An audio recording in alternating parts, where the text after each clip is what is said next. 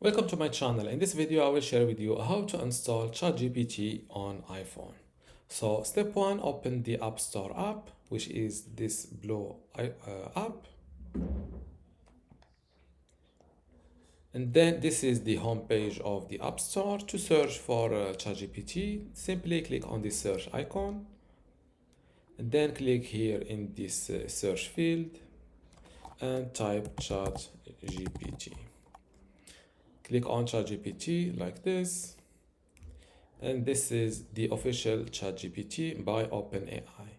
Click on Get and wait a moment. Click on Install. If sometimes they ask for your iCloud password, fill it and click on Install. After that, wait for the download to complete. And once it is completely downloaded to your iPhone, click on Open.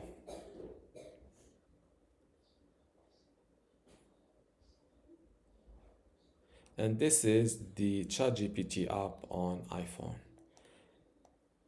And if you look here on your iPhone, you will see that a ChatGPT app icon is added to your home page.